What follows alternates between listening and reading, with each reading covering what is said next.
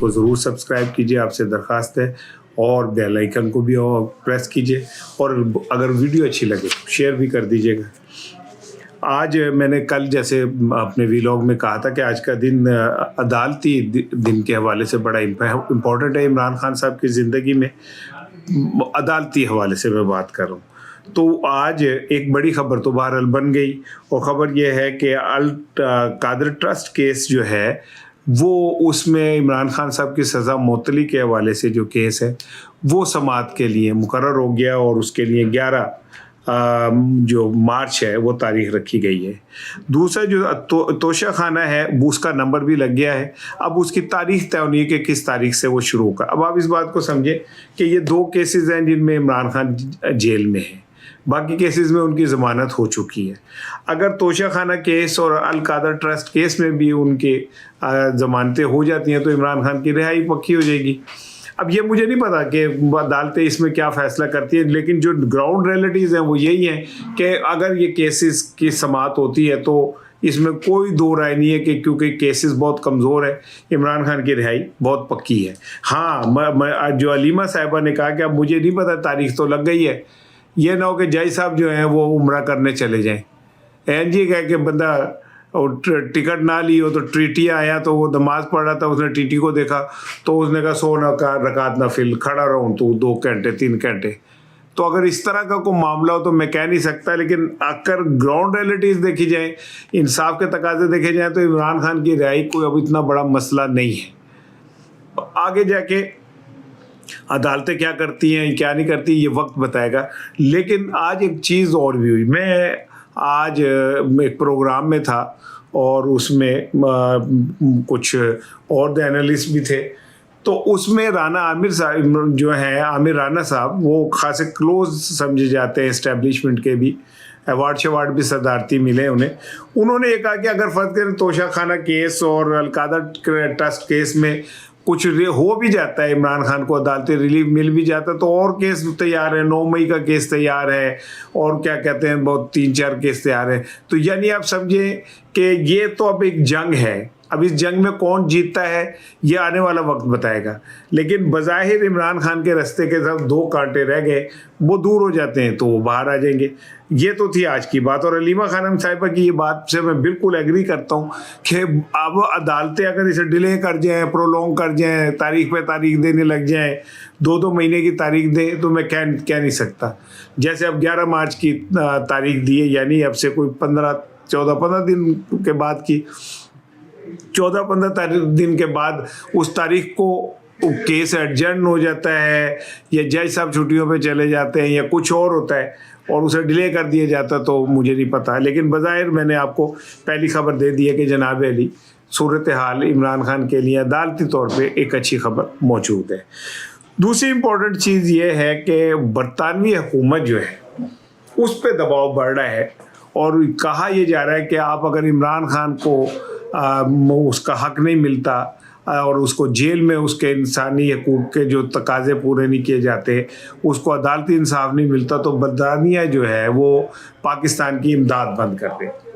अब ये बहुत बड़ा मुतालबा है कि बरतानिया पाकिस्तान की इमदाद बंद कर दे। अब इस बात को ऐसे ना समझे कि खाली खुद, अगर अल्लाह ना करे बरतानिया पाकिस्तान की इमदाद बंद करता है तो वह खाली बरतानिया, इसके बाद यूरोपीय ममालिक की एक बड़ी तादाद है जिन्हें एक मौका मिल जाएगा, क्योंकि उनकी पार्लियामेंट्स के अंदर भी इमरान खान के हवाले से जो कुछ भी हो रहा है उसके ऊपर गुफ्तगू हो रही है। अभी मैंने कुछ दिन पहले आपको कनाडा के खातून जो अपकमिंग जो उनकी पार्टी के हेड हैं उनकी गुफ्तगू सुनवाई थी। अब ये हो गई, कल बरतानिया की पार्लियामेंट में जो एक पार्लियामेंटेरियन है जो जमाइमा खान के भाई हैं, उनकी तकरीर थी।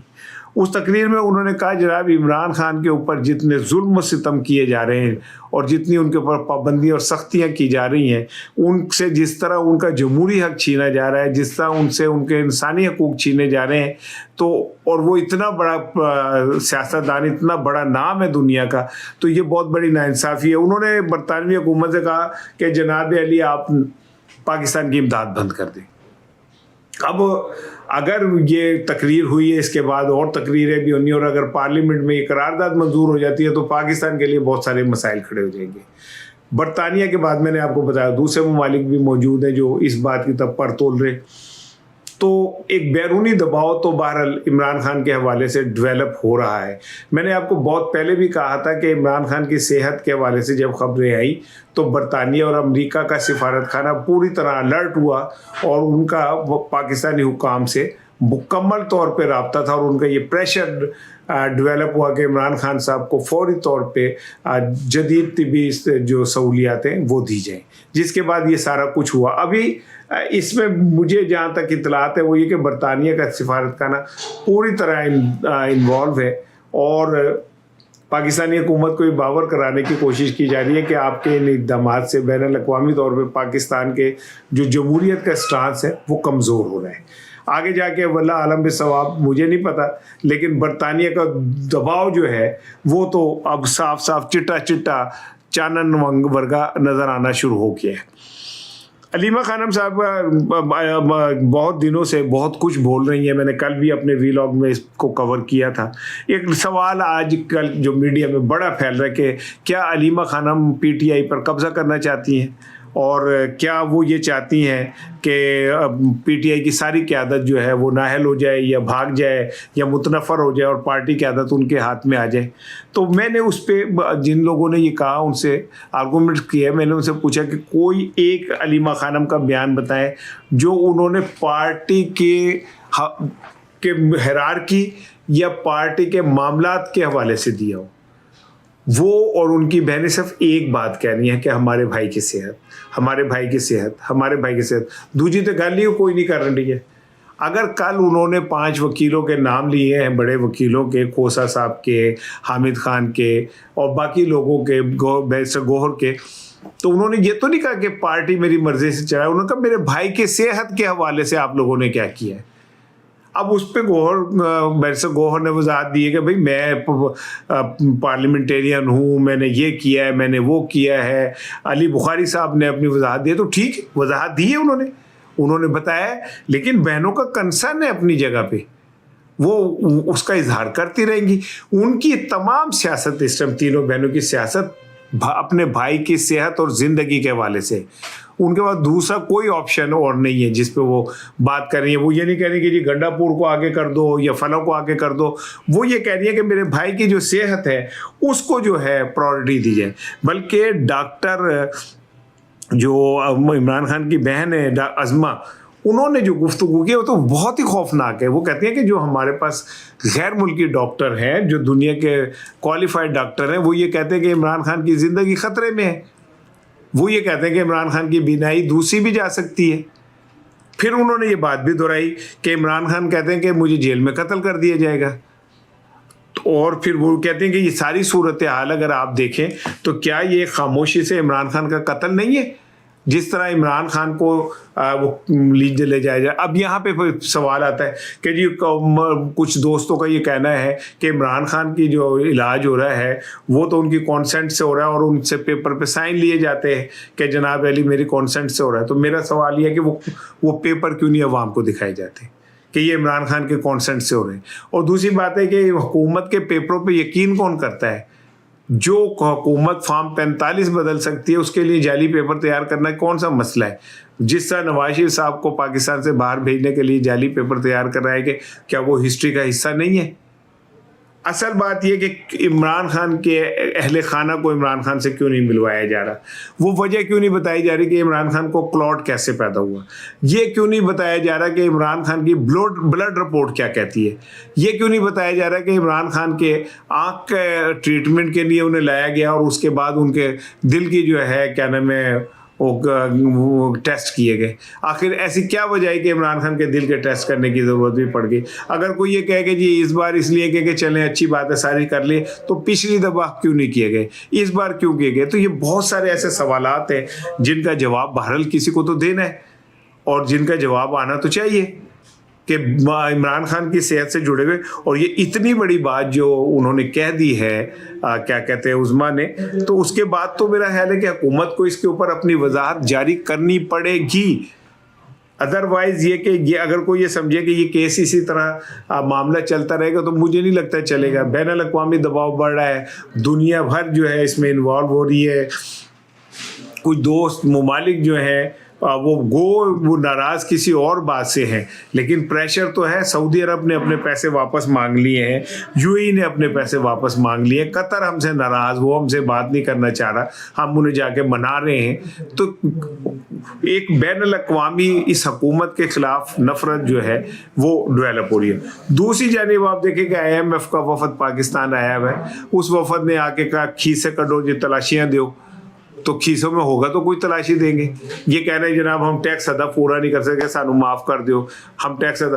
वो कहते हैं तुझे कीता किया उन तक, अब कौन सी ऐसी चीज़ है जो तुमने अब तक करके दिखाई। हाँ, हुकूमत को चाहिए कि वो बताए कि हम क्या कर चुके हैं। हुकूमत कहे कि जी सऊदी अरब हमसे नाराज़ है, हमारे से पैसे मांग रहे हैं, इमारात हमसे नाराज़ है, वो हमसे पैसे मांग रहे हैं, चीन हमसे पैसे वापस मांग रहा है, एशियाई तरक्याती बैंक हमारे पैसे चढ़े हुए, वर्ल्ड बैंक के पैसे हम पे चढ़े हुए। वो कहे जी हमने ये किया, वो कहे जी ये तो कुछ नहीं किया, तो क्या माँ बाप को और बताते हैं हमने 1200 करोड़ का तैयारा खरीदा है। वो कहें जी ये भी कोई नहीं, कहे अच्छे जी हम और बताते हैं हमने मरियम साहिबा के लिए जनाब अली एक वो खरीद रहे हैं 2 फॉर्च्यून गाड़ियाँ जिसमें जदीद तरीन जैमर्स लगे होंगे, और जनाब आपके लिए इतना के लिए अर्ज़ 4 करोड़ की गाड़ियां हैं, और IG लॉजिस्टिक्स ब्रांच ने इसे इनिशिएट भी कर दिया है। दूसरी जानिब अगर वो कहें जी ये तो इससे भी हम मुतमईन नहीं होते, तो कहेंगे दस नहीं है। हमने 2 सेनेटर्स राना सनाउल्ला और शेरी रहमान के चैम्बर्स जो हैं उनकी तज़ीन और आइश के लिए 50 लाख रुपए जारी कर दिए, और हमने 1 अरब 14 करोड़ रुपए की गाड़ियां जो हैं ब्यूरोक्रेसी को लेके दे दी है। वो कहें जी ये भी कुछ नहीं, कहें जी हम और बता देते हैं आपको, हमने एक वजीर के घर के लिए 1 करोड़ 16 लाख रुपए के टेंडर जारी किए हैं फर्नीचर के।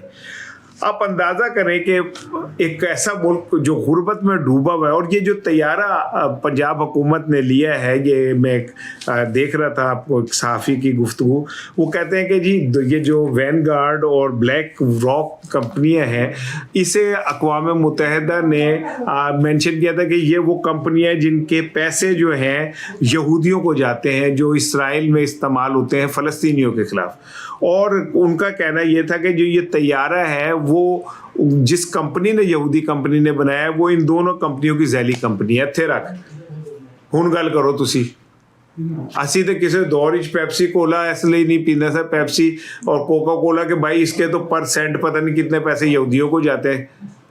खैर मैं तो बोतल पीता ही नहीं हूँ वैसे, लेकिन जब किसी दौर में हमें बड़ा शौक होता था डकार मारने का, तो तद असी पीने था, तो उदों सानू पता चले सी तैसी कैसी असी नहीं पीते भाई। तो ये तैयारा जो हमने खरीद लिया 1200 करोड़ रुपए का एक यहूदी कंपनी से, जिसके मुतालिक ये कहा जा रहा है कि वो जैली कंपनी है, ऐसी कंपनियों की जो फंडिंग करते हैं इसराइल को फ़लस्तीनियों के खिलाफ। तो ये क्या हो रहा है भाई। दूसरी जानिब नेतन्याहू और मोदी के दरमियान जितने ताल्लुकात और मोहब्बत बढ़ रही है, वो भी कोई ढकी छुपी बात नहीं है। नेतन्याहू मोदी अलन एलानिया खड़ा है इसराइल के साथ, इसराइल अलन एलानिया खड़ा है इंडिया के साथ। वो कहते हैं हम पाकिस्तान की बैंड से बैंड बजा देंगे, और हम क्या कर रहे हैं, हम किसके साथ खड़े? हमें इब्राहिम का वो क्या कहते हैं पीस ऑफ बोर्ड के अंदर इसराइल के साथ खड़े हुए। ए वे साडा जाद सवाल ही सवाल है भाई, मैं क्या कह सकता हूँ।